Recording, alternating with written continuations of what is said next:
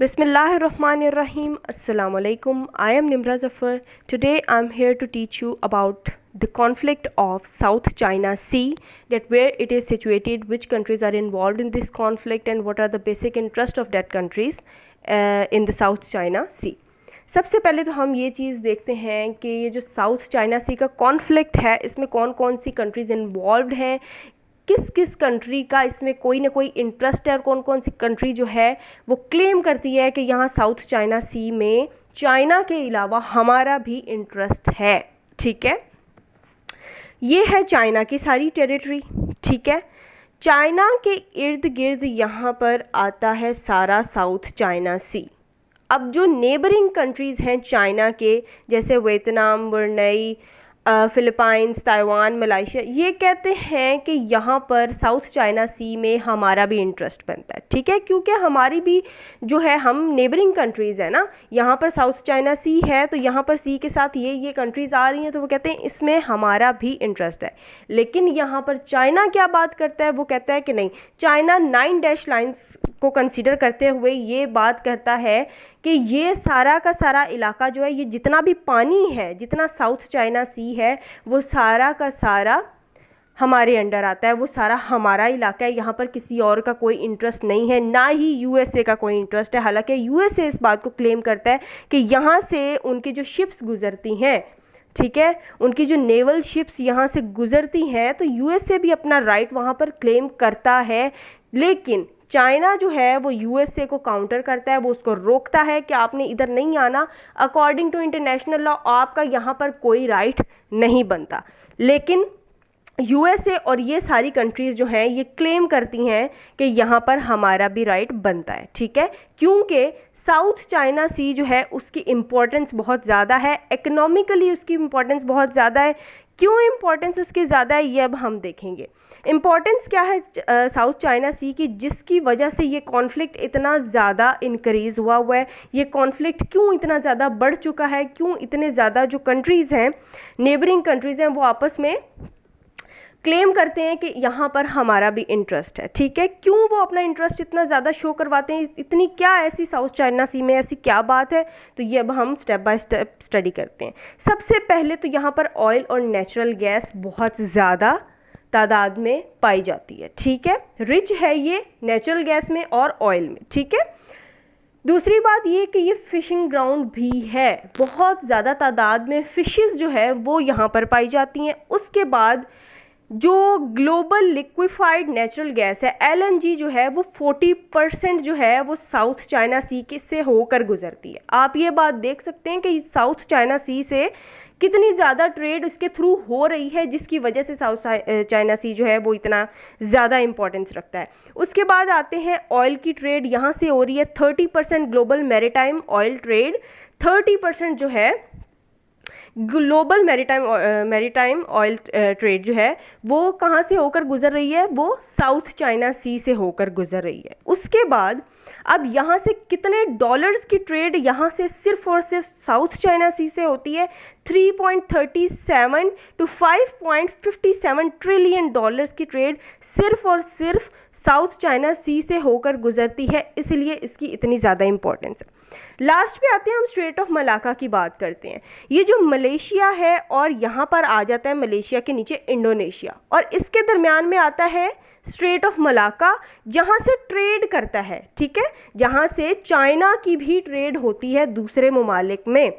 ठीक है, अगर यूएसए को चाइना यहाँ साउथ चाइना सी में आने से रोकता है ना, तो यूएसए यहाँ से स्ट्रेट ऑफ मलाका को ब्लॉक कर सकता है, ताकि चाइना की जो वहाँ से ट्रेड है वो रुक जाए।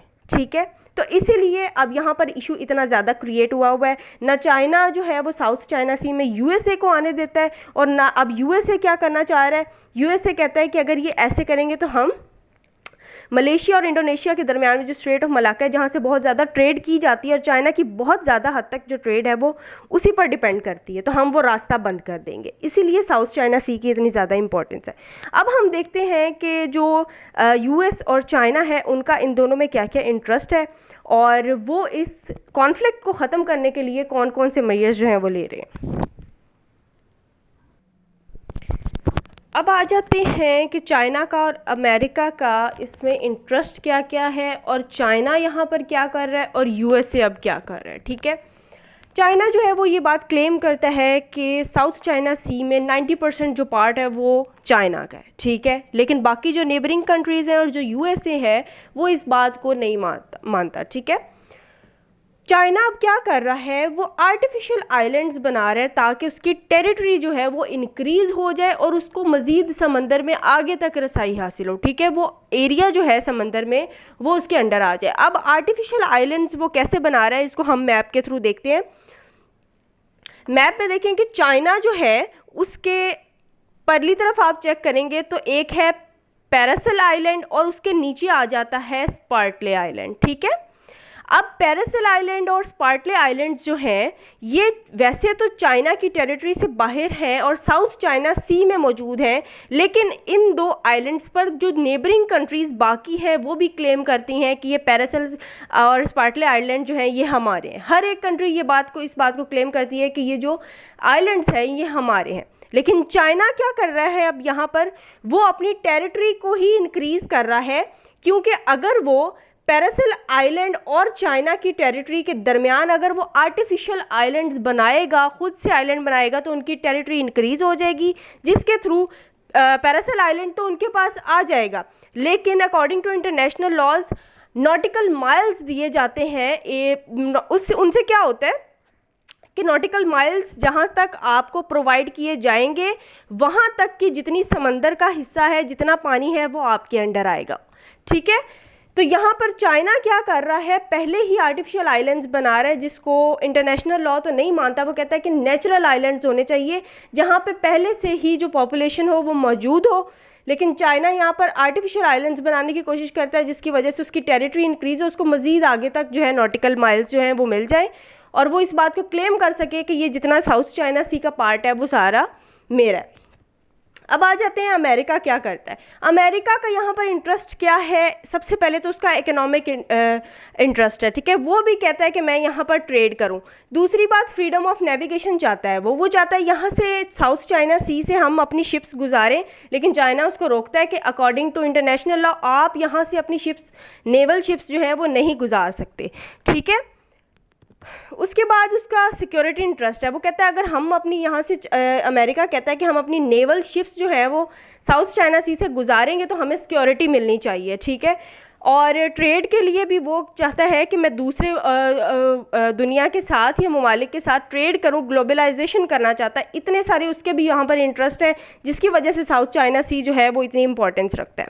ठीक है, अमेरिका कहता है कि ये जितना भी साउथ चाइना सी है ये कंसीडर करता है उसको नेशनल वाटर्स। वो कहता है ये सबका मुश्तरका पानी है, हम भी यहाँ से गुजर सकते हैं, जो दूसरे नेबरिंग कंट्रीज़ हैं वहाँ पर उनको भी रसाई हासिल होनी चाहिए। ठीक है, हम वहाँ से अपनी नेवल शिप्स जो है वो गुजारना चाहते हैं और वो गुजारते भी हैं अपनी नेवल शिप्स। लेकिन चाइना क्या करता है, उनको रोकता है, उन्हें काउंटर करता है, उनको आने नहीं देता। ठीक है, जो नेवल शिप्स आती हैं उनको हरेस करता है चाइना। ठीक है, जो बाकी नेबरिंग कंट्रीज़ की तरफ से भी नेवल शिप्स आ रही होती हैं उनको हरेस करता है और कहता है कि ये इंटरनेशनल लॉ के अकॉर्डिंग आप यहाँ से अपनी नेवल शिप्स नहीं गुजार सकते। लेकिन यहाँ पर अमेरिका क्या बात क्लेम करता है, अमेरिका कहता है कि आर्टिकल 45 जो है United Nation Convention laws of seas जो है उसका, वो कहता है कि हमें यहाँ पर कोस्टल जो कंट्रीज़ हैं वहाँ पर हमें उनकी परमिशन लेने की ज़रूरत नहीं है साउथ चाइना सी में आने के लिए। ठीक है, हम अपनी नेवल शिप्स यहाँ से एटलीस्ट गुजार सकते हैं। और चाइना क्या करता है, वो उनको वहाँ पर नहीं आने देता। चाइना अब अपनी पावर एजर्ट कर रहा है वहाँ पर। ठीक है, अब यूएसए यहाँ पर कौन से जो है इक़दामात ले रहा है कि वो वहाँ पर अपने इंटरेस्ट को भी कायम रख सके और इस कॉन्फ्लिक्ट को भी ख़त्म किया जा सके। वो क्या कर रहा है, वो बायलैटरल सिक्योरिटी एग्रीमेंट्स कर रहा है किसके साथ, चाइना के साथ, ताकि उनको वहाँ पर सिक्योरिटी इश्यूज़ ना हो। ठीक है, उनकी नेवल शिप्स वहाँ से गुजरे लेकिन उन्हें कोई भी सिक्योरिटी इशू ना हो। उसके बाद क्या कर रहा है, फ्रीडम ऑफ नेविगेशन ऑपरेशंस कर रहा है। ट्रांस पैसिफिक पार्टनरशिप 2016 में की थी अमेरिका ने, किसके साथ, एशियन कंट्रीज़ के साथ। उसने 2016 में क्या किया था, ट्रांस पैसिफिक पार्टनरशिप की थी। लेकिन 2017 में जब डोनाल्ड ट्रंप आया तो उसने वो पार्टनरशिप ख़त्म कर दी, विड्रॉ कर लिया उसने। ठीक है, वो वहाँ पर पार्टनरशिप वहीं की वहीं रह गई, जिससे उस पार्टनरशिप में क्या था, दूसरी कंट्रीज़ के साथ उसने जब पार्टनरशिप की तो उसने कहा कि हम चाइना को इकोनॉमिकली इतना आइसोलेट कर देंगे कि उसकी पावर खुद ब खुद कम हो जाएगी, ठीक है, जिससे हमें फ़ायदा होगा बाद में जब, क्योंकि अगर चाइना की पावर बढ़ती रहेगी तो हमें साउथ चाइना सी में वो आने की परमिशन भी नहीं देगा, इस तरह हमें काउंटर करता रहेगा। लेकिन अगर हम उसको इकोनॉमिकली इतना आइसोलेट कर देंगे, कमज़ोर कर देंगे, तो उसका क्या होगा, उसकी जो पावर है खुद ब खुद कम हो जाएगी और हमें भी वहाँ तक रसाई मिल जाएगी। और उसके बाद क्या किया, यूएस से जो है वो ये कहता है कि हमारे पास एयरक्राफ्ट हैं, अगर आप हमें नुकसान पहुंचाएंगे तो हम आपको भी नुकसान पहुंचाएंगे।